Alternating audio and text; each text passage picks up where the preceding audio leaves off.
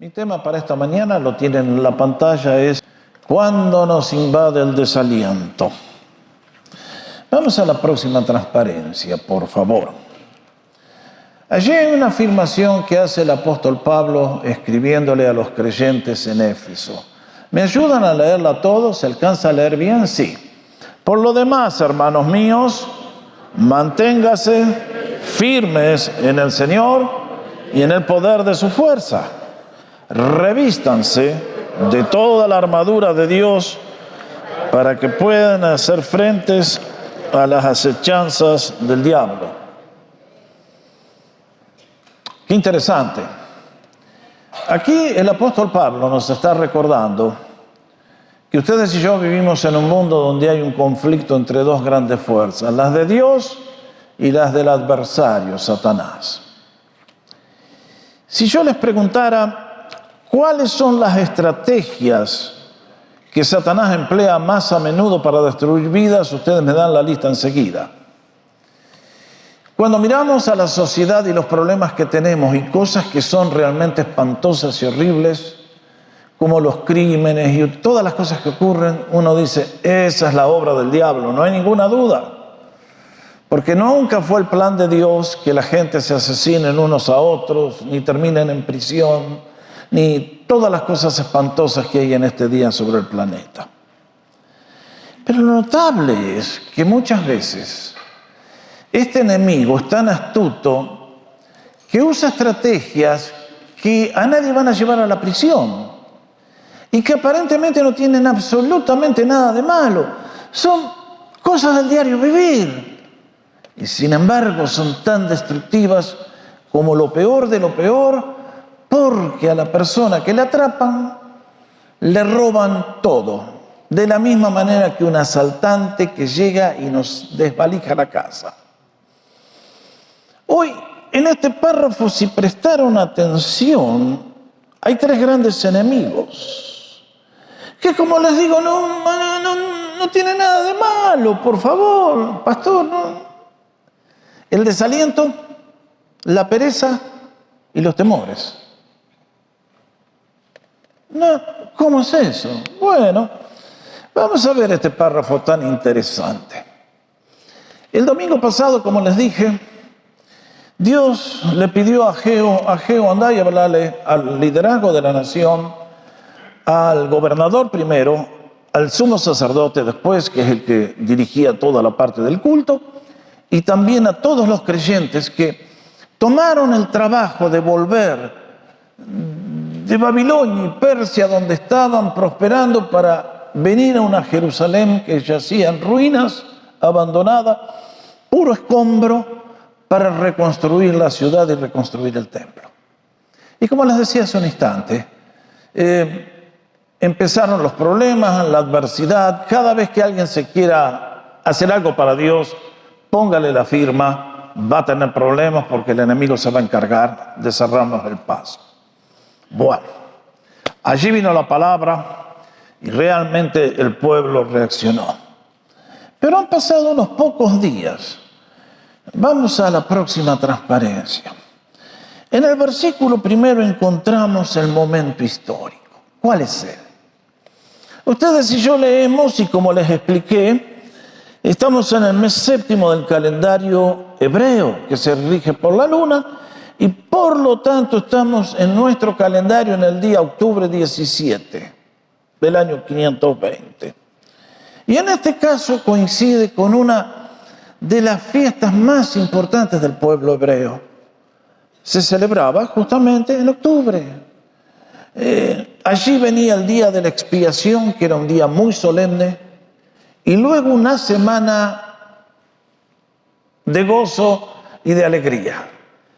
Dios les enseñó, dejen la casa, construyan una chocita para recordar que ustedes fueron peregrinos durante 40 años en el desierto y que yo les di todo lo que necesitaban. Por lo tanto, debe ser un día de celebración. Y el último día era la gran celebración. Ustedes saben que hasta el día de hoy los judíos celebran estas fiestas. Si van a Israel en este tiempo van a encontrar a la gente haciendo chocitas en la azotea, en las calles, en el patio. Y acá que no pueden, que no lo hacen, Este año cae en el 9 de octubre, el último día de los tabernáculos. Es un día de gran celebración en la sinagoga. La gente canta, van danzando alrededor de los pasillos, llevan hojas de palmera y van cantando el Salmo 118. La fiesta de los tabernáculos recordaba de que Dios había sido fiel a la nación cuando estaban allí como esclavos, habían salido al desierto y no tenían qué comer, y sin embargo Dios los mantuvo con maná, con agua de la roca, milagro tras milagro. Y ahora han pasado unos pocos días y la marcha de reconstruir el templo comenzó. Ahora yo me imagino lo que habrá pasado. Eso debe haber sido una pila de escombros y de piedras enormes que había que remover para poder hacer el nuevo edificio. Y lógicamente comenzaron los problemas. Es por eso que Dios una vez más toma la iniciativa y en el versículo 2 encontramos y leímos juntos del nuevo mensaje que Dios le da a Ageo para este pueblo. Próxima transparencia. Gracias. Y entonces leímos juntos cómo Dios conoce a cada persona, sabía quién era Zorobabel, sabía quién era Josué, sabía cada uno de los remanentes del pueblo, sabía lo que les estaba pasando y entonces viene el mensaje. Ahora, próxima transparencia, por favor. El origen del problema. ¿Qué había pasado? Había entrado el desaliento. Desaceleraron la marcha, bajaron las manos. Versículo 3 nos explica qué es lo que había pasado. Vean la pregunta que hace el Señor a través de Ageo. ¿Queda alguien entre ustedes que haya visto esta casa en su antiguo esplendor? ¿Qué les parece ahora? ¿No la ven como cosa muy chiquitita? ¿Como poca cosa? Bueno, indudablemente, entre el grupo que volvió a reconstruir la ciudad había gente muy anciana que los habrán llevado en su niñez a Babilonia y ahora era gente de 80 años, pero habían visto el templo de Salomón. Y ahí les puse ese dibujito porque no sabemos exactamente cómo era el templo, tenemos que usar la imaginación para reconstruirlo. Una cosa es cierta, que era un edificio imponente. Salomón lo construyó en el momento más, cuando Israel había alcanzado la cúspide de gloria como nación. David tomó un grupo de tribus desorganizadas y en 40 años la llevó a ser la nación más importante del planeta Tierra. Y David quiso hacer el templo y Dios no le dejó. Entonces le dijo, vos acumulá los materiales porque tu hijo lo va a hacer al templo. Y así fue. Ahora David era tan rico y Salomón tuvo un reinado donde ustedes leen, le traían oro de todas partes del mundo. Dios estaba con la nación. Y entonces el templo se hizo, pero era un despliegue de lujo, de oro. Oro por todas partes, era un edificio gigante, los atrios, todo. Eso que ven ahí donde se lavaban los sacerdotes era gigantesco, todo hecho en bronce, el altar. Los seres humanos, si los alcanzan a ver ahí, son chiquititos en comparación a ese edificio gigante. Y sin embargo, ese edificio fue destruido porque el pueblo se hizo idólatra. Y Dios mandó a los babilonios a que lo tomen y lo tiren abajo. Pero Dios no ha acabado con la nación. Ha dicho, mis propósitos se van a cumplir y ustedes van a reconstruir este templo y yo tengo un plan para ese lugar. Y es entonces que ahora me imagino que algunos de los que vieron el templo primitivo, el templo de Salomón, al ver que ahora se ha limpiado el terreno y los planos que hay, dicen, pero esto no vale la pena. Esto es una chocita en comparación a lo que teníamos antes. Y lógico, porque cuando se construyó el templo en tiempos de David, de Salomón, perdón, que David acumuló los materiales, Israel era una potencia mundial que toda la gente le fluía con bendiciones, con oro, con marfil, con todas las cosas preciosas. Pero ahora era un grupito de gente chiquitito y no tenían los recursos del Estado para usar todo lo que necesitaban. Más vale tenían un presupuesto limitado. Es una lástima. Hubieran llamado a los judíos de Beverly Hills o de New York y hubiera sido mejor que el de Salomón. Pero no se avivaron. Lo cierto es que, lógicamente, algunos de los viejos empezaron a decir, no, esto...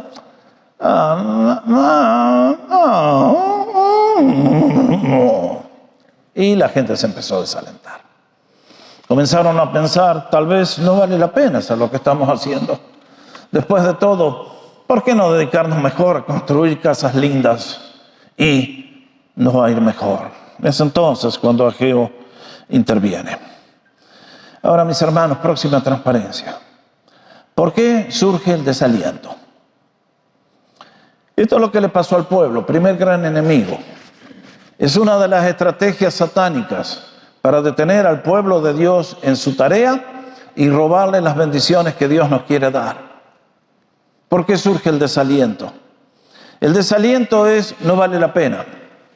Voy a levantar el pie del acelerador. Estoy invirtiendo el tiempo en algo que tal vez cuestionable. Aquí yo veo tres fuentes por las cuales llega el desaliento. La lengua descuidada de muchas personas. Miren, el hombre y la mujer que nacieron sin Dios no se dan cuenta de la importancia que tiene la lengua y cómo hablamos.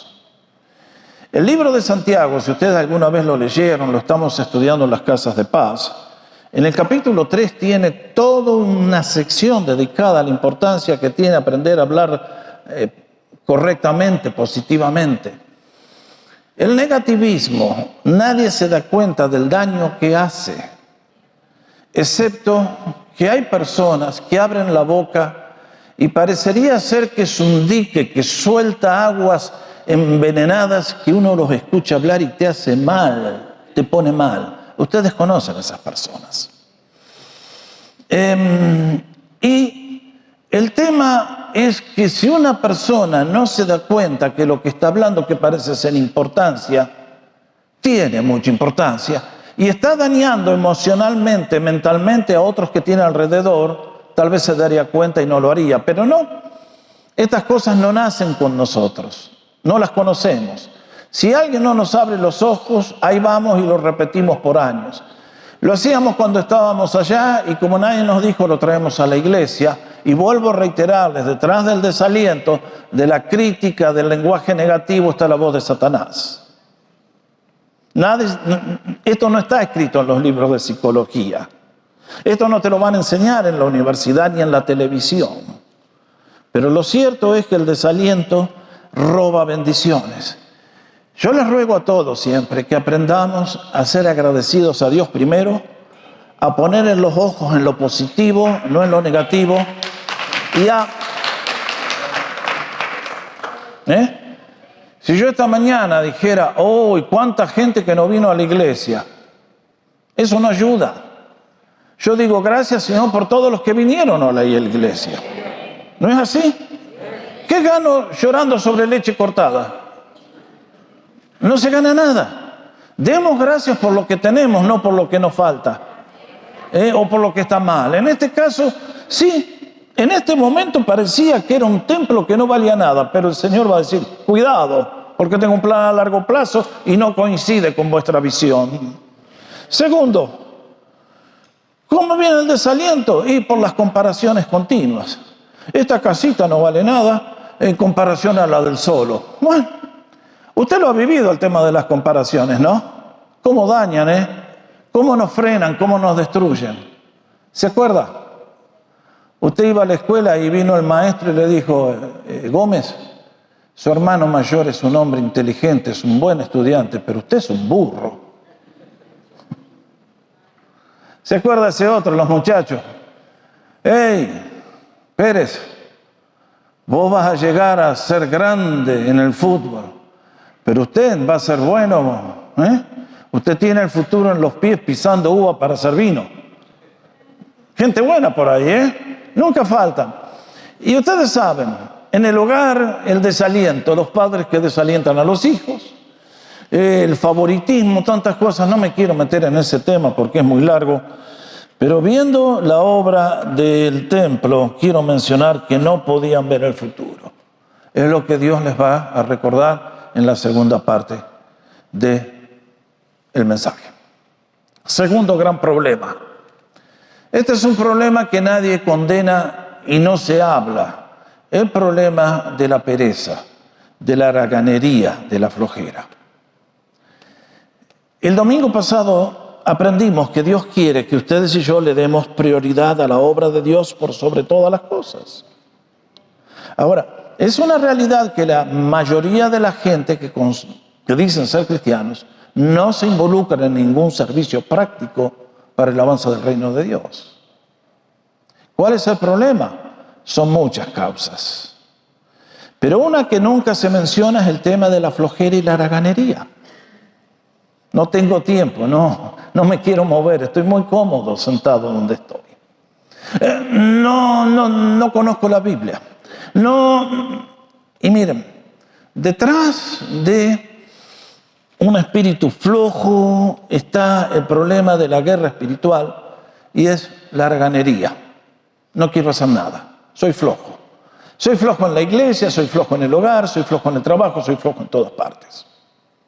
No tengo ambición de glorificar a Dios con mi vida. Soy un mediocre, lo único que quiero pasar es con el examen, con la nota más bajita, pasar y listo.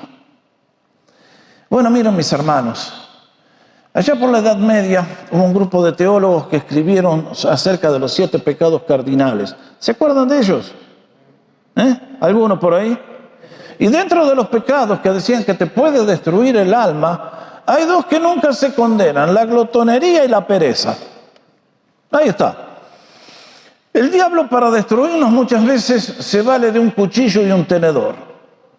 ¿Cuánta gente en el día de hoy acortan sus días destrozando el cuerpo, comiendo como elefantes, cocodrilos y rinocerontes, cuando tendrían que comer como seres humanos? Ustedes lo saben. Pero el otro que destruye es la haraganería, la flojera. Ahora, si alguna vez quieren leer mucho sobre este tema, busquen el libro de los Proverbios. Acá les doy 3 citas para... el escritor, riéndose, nos manda un mensaje a todos. Vean cómo describe al perezoso. Como la puerta gira sobre sus quicios, así el perezoso se vuelve en su cama.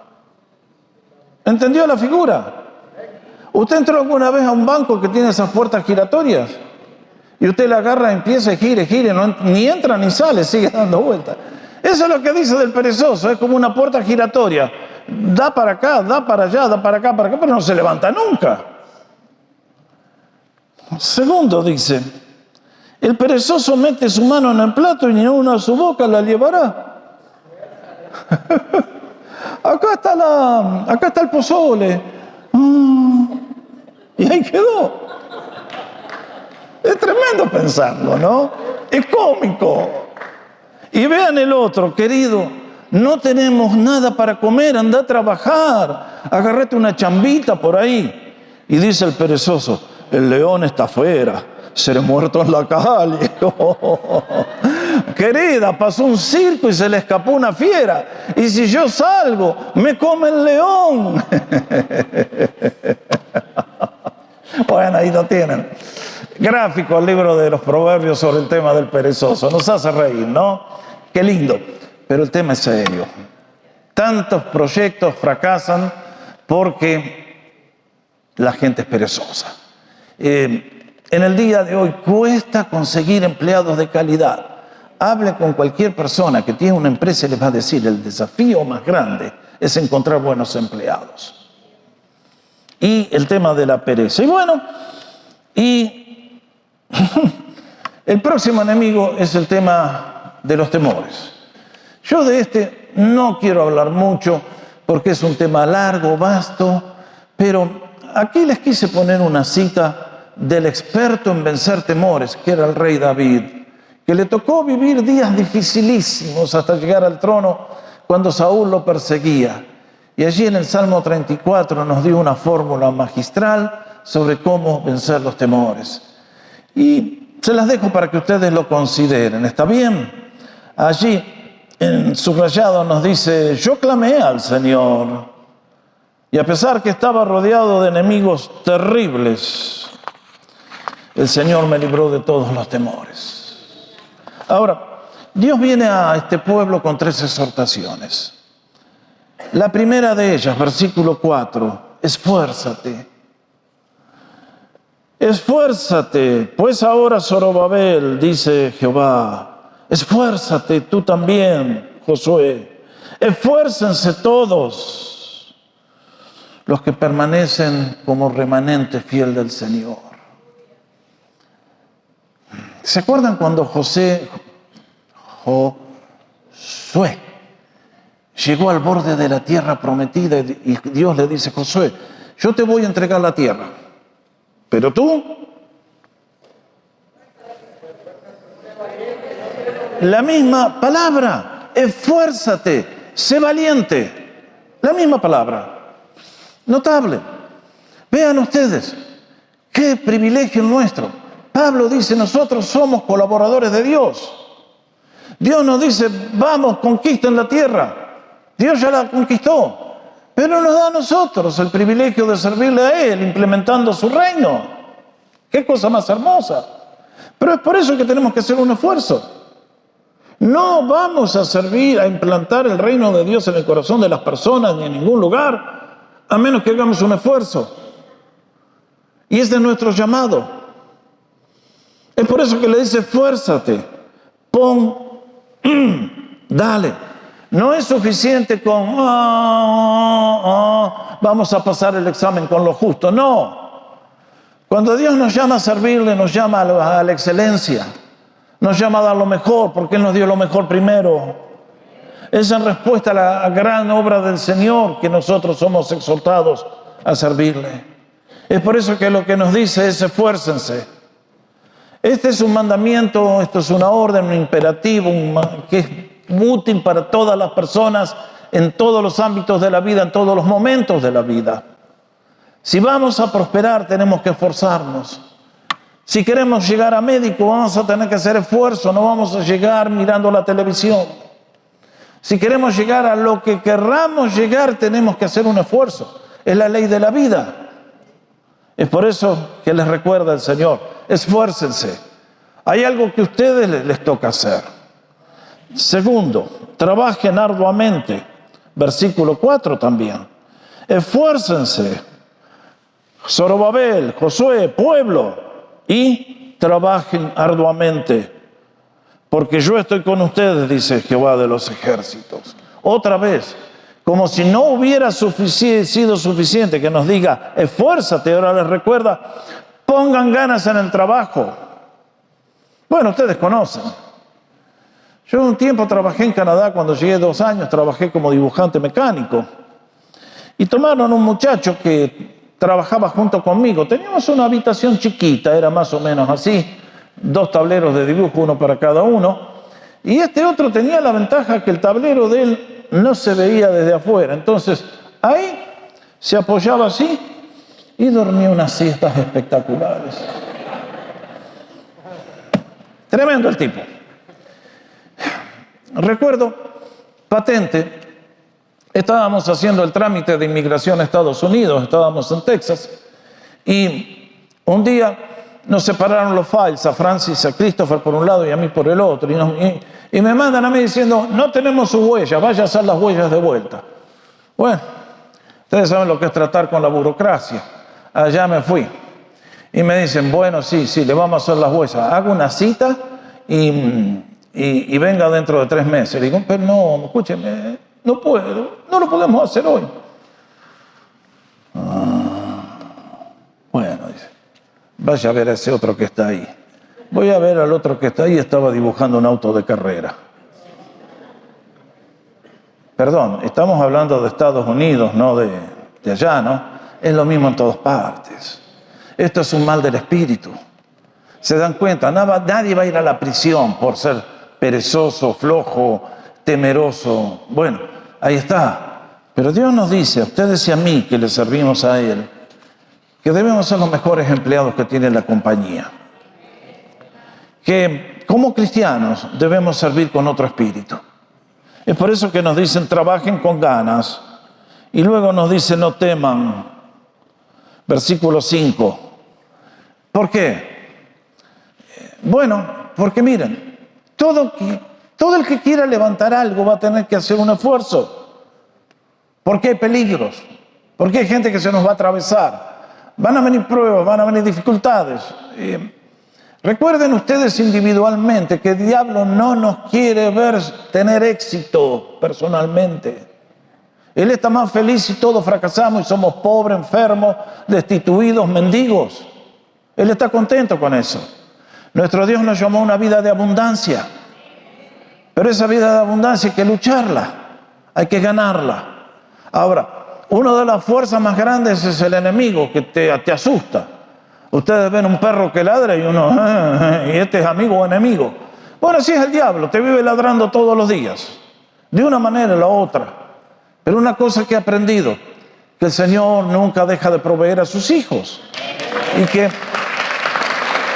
si Él dice, esta es mi casa y se va a construir, ¿qué creen que va a pasar? ¿Se va a construir o no se va a construir? Se va a construir. Dios no va a permitir la derrota de aquellos que le aman, salvo que voluntariamente le digamos, Señor, no te queremos más. En ese caso, bueno, nos va a ir muy mal. A veces yo me preocupo, a veces estoy preocupado por el Señor. A veces tengo miedo que no venga más a la iglesia. Si yo comparo cómo le va al Señor en comparación a Messi, le está yendo horrible, ¿eh?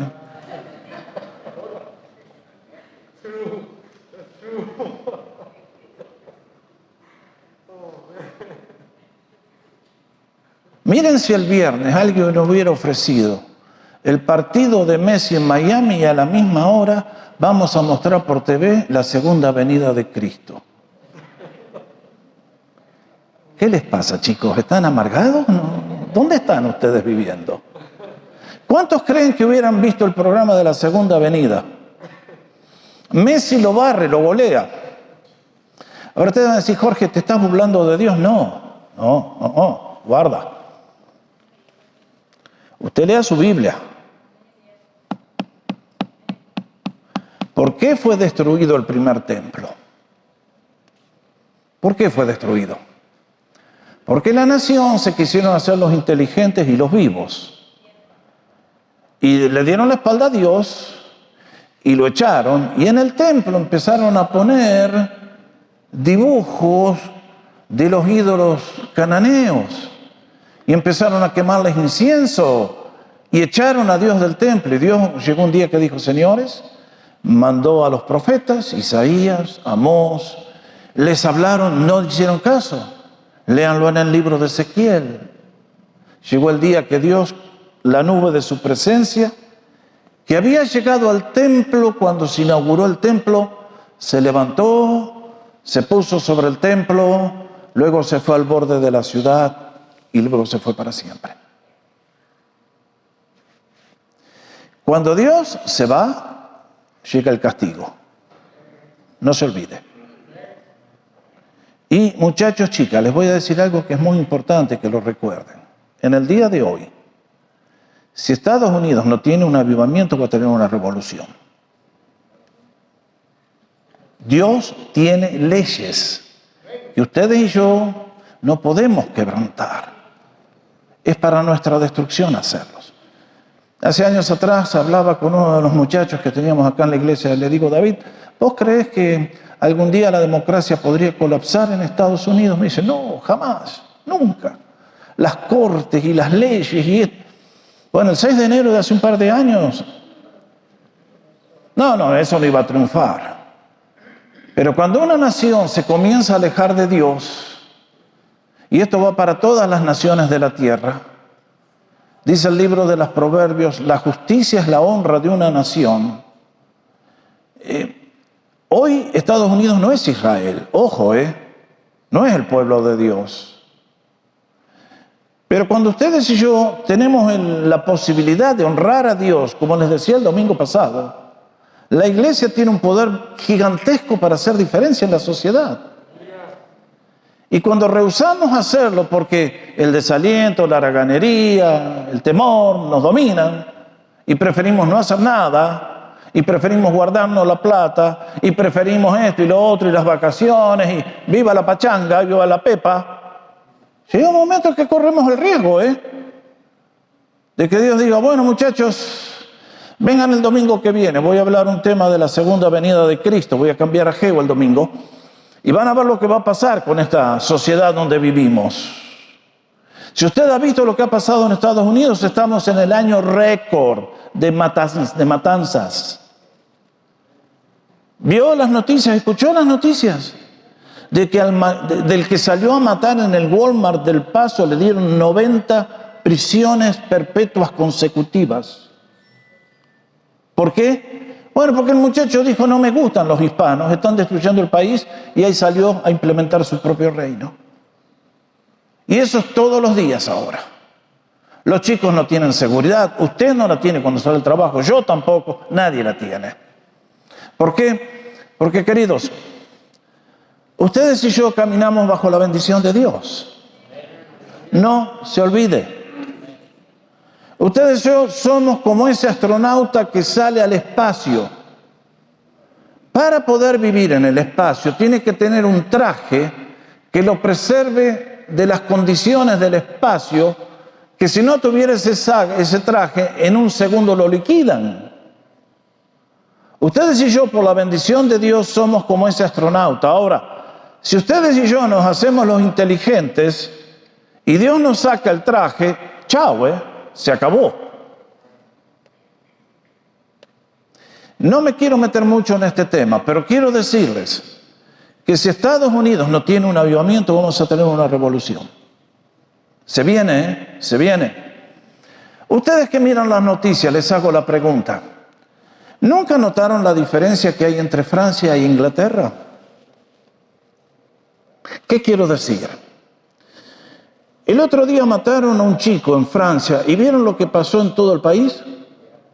Estallaron en violencia, autos quemados, la policía apedreada, saquean los negocios, rompen, destruyen, matan. ¿Por qué?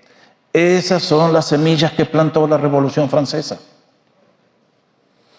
Para liberarse de la monarquía, un jesuita fue el que guió todo. Y la guillotina no paraba, 24/7, no paraba nunca. Miles murieron. Y allí quedaron las ideas. Libertad, igualdad, fraternidad. Y mirá cómo la viven, por no tener a Dios. Ustedes saben que Inglaterra estaba exactamente igual que Francia en esos años de la Revolución. Pero a diferencia con Francia, Dios mandó a dos jóvenes con corazón en fuego. Uno se llamaba George Whitefield, el otro era John Wesley. Y predicaron a Cristo. El momento en que empezaron a predicar, dicen que el alcohol corría por las alcantarillas de las calles. Inglaterra estaba doomed. Pero aquellos jóvenes empezaron a predicar y Dios bendijo y el avivamiento llegó.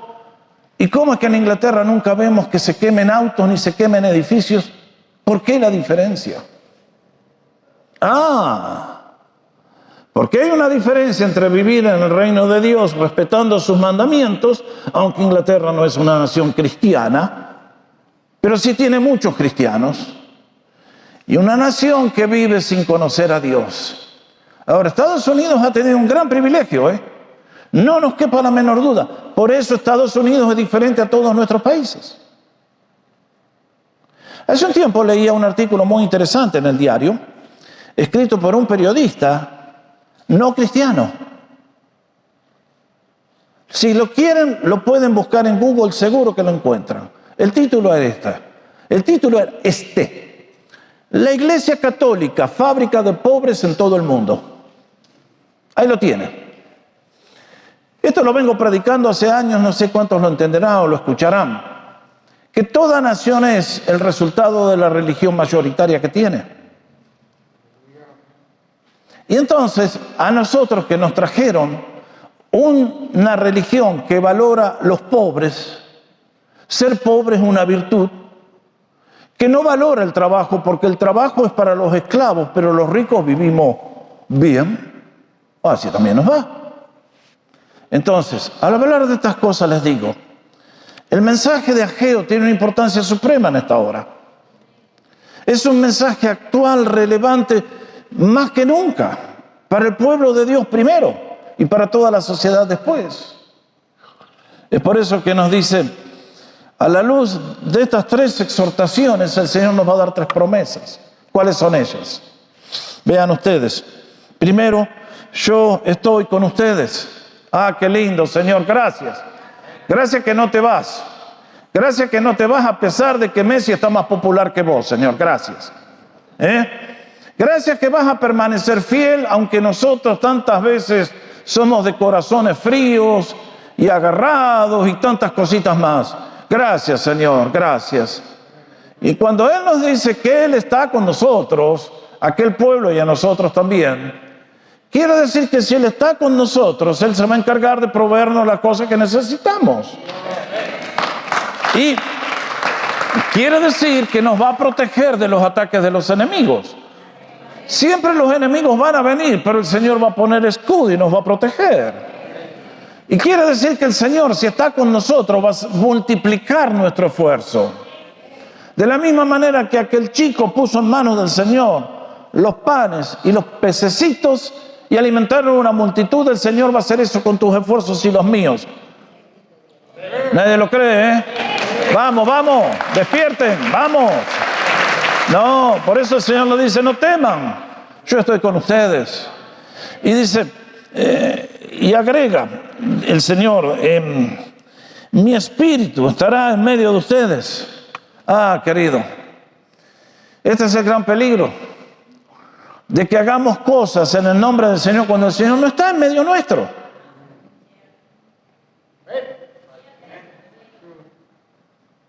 Lean los profetas.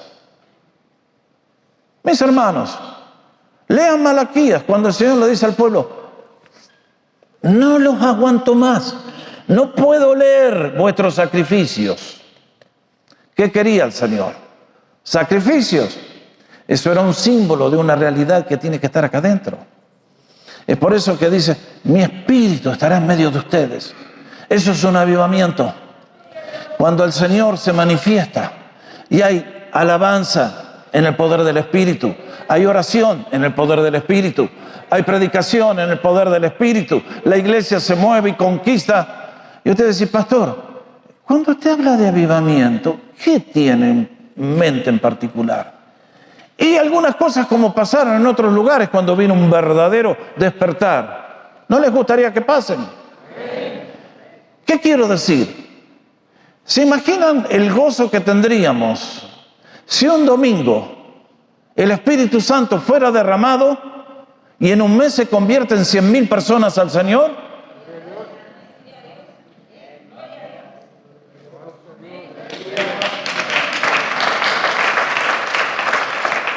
Dios ha hecho eso en el pasado, en miles de lugares. Ese es el poder de la iglesia, que en un momento el Señor hace en un instante lo que nosotros sudamos años para lograr. Él lo hace así. Es por eso que ustedes y yo, de este lenguaje de Ageo, de este mensaje, de estas promesas, tenemos que decir, Señor, yo quiero eso aquí. Quiero que, sabemos que estás con nosotros, pero queremos la manifestación de tu poder. Tercero, el Señor hace una promesa muy hermosa. La gloria de esta casa será mayor que la primera. ¡Wow! La gloria de esta segunda casa será mayor que la primera, ha dicho Jehová de los ejércitos, y daré paz en este lugar, dice Jehová de los ejércitos. Bueno, acá entramos a un párrafo que necesitaría otro sermón para explicar todos los detalles que tiene. Pero el Señor les está diciendo, ustedes ahora empiezan a reconstruir esto que parece insignificante. Pero quiero asegurarles que la gloria que va a tener esta casa es infinitamente más grande que la que tuvo el templo de Salomón. ¿Qué tienes en mente, Señor? Bueno, para los que no están familiarizados, les doy un rundown así rapidito de la historia. Este templo de Ageo se construyó finalmente y estuvo en su lugar por 400 años.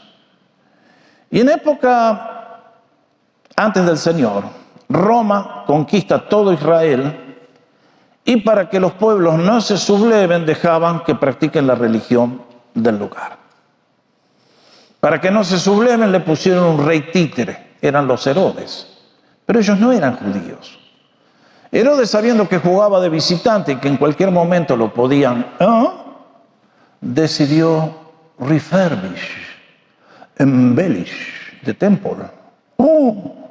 Y decidió meterle mano y estuvo 60 años haciendo que este templo de los días de Ageo alcanzara la misma gloria que en los días de Salomón. Completó la tarea en el año 64 después de Cristo. Pero el Señor había hecho una profecía, que por el rechazo que le hicieron, ese templo iba a ser echado al suelo. 6 años más tarde que Herodes completó el proyecto, el templo fue arrasado por los romanos. ¿Dónde está el templo en el día de hoy? No existe. En el lugar donde estaba hay una mezquita.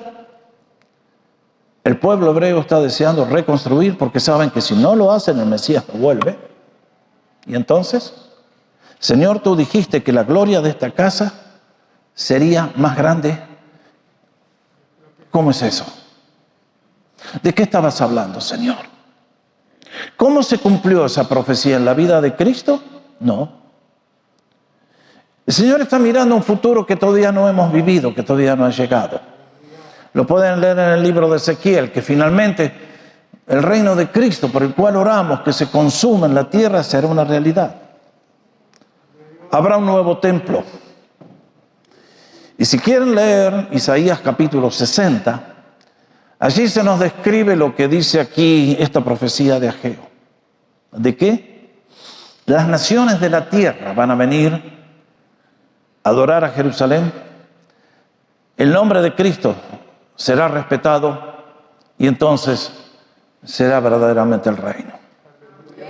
Pero antes que eso llegue, el escritor de la carta a los Hebreos, si quieren, aquí se los leo. Hablando a los creyentes del día de hoy, usa esta profecía de Ageo capítulo 2 y vean lo que dice. Miren que no desechen al que habla. Pues si no escaparon aquellos que desecharon al que los amonestaba en la tierra, mucho menos nosotros, si desechamos al que amonesta desde los cielos. Su voz conmovió entonces la tierra, pero ahora ha prometido diciendo, Ageo capítulo 2, una vez más conmoveré no solamente la tierra, sino también el cielo. Esto es total. Va a haber un nuevo principio. Va a comenzar una nueva historia. Y esta frase, una vez más, indica la remoción de las cosas movibles como cosas hechas, para que queden las inconmovibles, las eternas. Así que, este es el mensaje para los cristianos de todas las épocas. Recibiendo nosotros un reino inconmovible, todos juntos, ¿cómo dice? No los escucho. Tengamos gratitud y mediante ella sirvamos a Dios, agradándole con temor y reverencia, porque nuestro Dios es fuego consumidor. Mis hermanos, aquí tengo un mensaje para Jorge Oscar Sánchez y tengo un mensaje para todos. Estamos viviendo en días prestados. El Señor se acerca, esta profecía se va a cumplir. ¿Y cómo nos va a encontrar?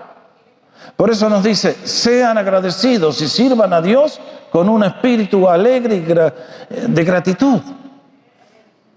Esfuércense, trabajen arduo, no teman. Y concluyo con 2 enseñanzas que están aquí, que son tremendas. Primero, que Dios controla la prosperidad material. Noten a este pueblo que se preocupaban en hacer casas lindas y todo, ¿qué les dijo? Ustedes van y no pasa nada. Y entonces aquí dice, mía es la plata y mío es el oro, dice Jehová de los ejércitos. ¿Quién controla la prosperidad material? ¿Bill Gates? No, el Señor. Acá creo que nos confundimos muchas veces porque en este país con tanta abundancia, como he dicho tantas veces, una persona no tiene que orar, Padre nuestro, danos el pan de este día, porque hasta los que piden limosnas en la calle viven bien. Pero queridos, otra vez la lucha espiritual. Qué poder que tiene el oro y la plata para enceguecer nuestro... Y el Señor dice, no se olviden, yo soy el que controlo el oro y la plata de todo el mundo. Y va a llegar el día que todo ese oro y esa plata va a venir a mi casa, les guste o no les guste. Bendito sea el nombre del Señor. Y la otra promesa es que Dios quiere dar paz a sus hijos. ¿No les parece fantástico? ¿Cómo concluye la profecía? Yo voy a traer este templo. Su gloria será mayor que todo lo que están viendo y todo lo que conocieron. Y entonces voy a traer paz. Eso es lo que todos queremos. Amén. Eso es lo que todos anhelamos. Paz en la nación, paz en la ciudad, paz en el vecindario, paz en la iglesia, paz en mi familia, paz en todas partes. Gozo, alegría para vivir, vale la pena. Gracias, qué linda que es la vida. ¿Quién puede dar paz? Solamente el Hijo de Dios, el Príncipe de Paz. Y es por eso que esta profecía para mí es una profecía valiosísima. ¿Cómo nos encuentra hoy? Muchachos, chicas, la mejor manera de vivir es en el centro de la voluntad de Dios, haciendo sus mandamientos, edificando su obra, y el Señor se encarga de soltar todas las bendiciones que nosotros no podemos imaginar. ¿Cómo tratar con los tres grandes enemigos? Con el poder de Cristo resucitado, siguiéndolo a Él, conociéndolo en Él, obedeciéndole, y el Señor se encarga del resto. A vida de abundancia nos llamó el Señor. Amén, y amén, y amén. Nos ponemos de pie. Vamos a dar gracias al Señor.